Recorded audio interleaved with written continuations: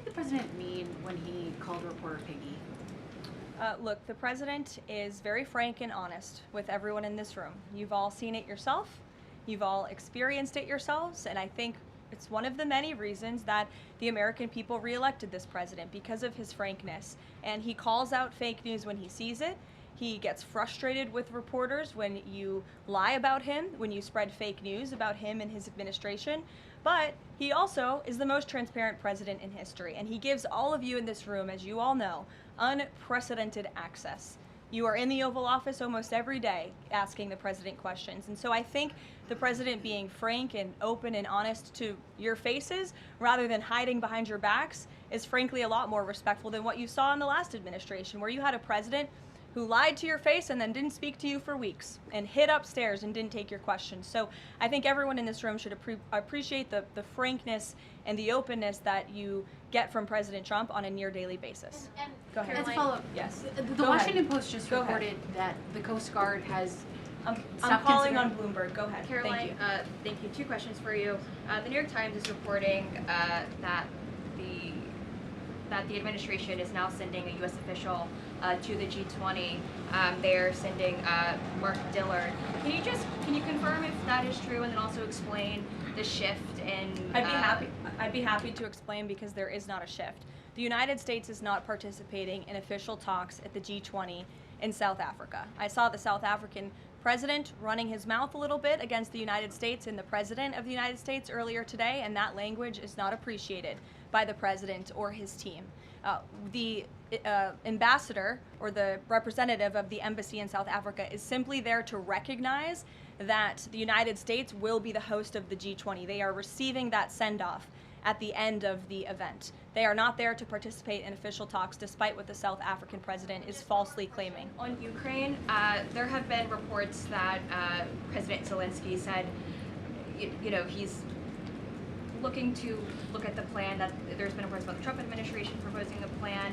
Can you just give an update on where Russia-Ukraine stands, and does the president plan to speak with Zelensky anytime soon, or when can you expect that? So I'm happy to provide an update. I've seen quite a bit of reporting on the latest with Russia-Ukraine, so let me clarify and give you guys the truth on where it currently stands.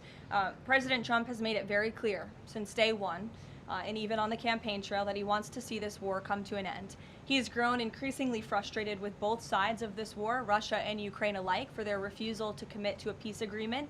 But nevertheless, the president and his national security team are steadfast in seeing this war come to an end, to end the killing and deliver on the president's promise. Special Envoy Witkoff, Marco Rubio, have been working on a plan quietly for about the last month.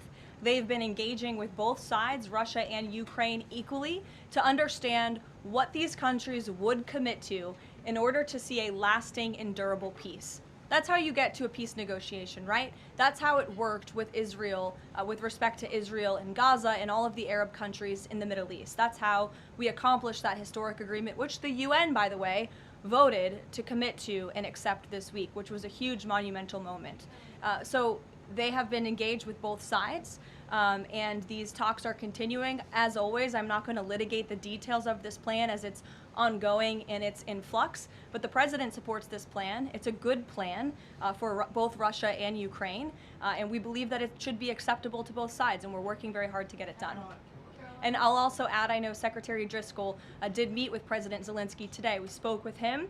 He was very optimistic following that meeting, and so again, we are having good conversations with both sides with respect to ending this war.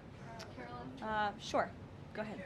On Ukraine, you said this is a good plan. So according to our sources, this proposal demands major concessions from Ukraine and doesn't demand much from Russia. So was Russia involved in drafting Your this? understanding is wrong. Have you read the full plan?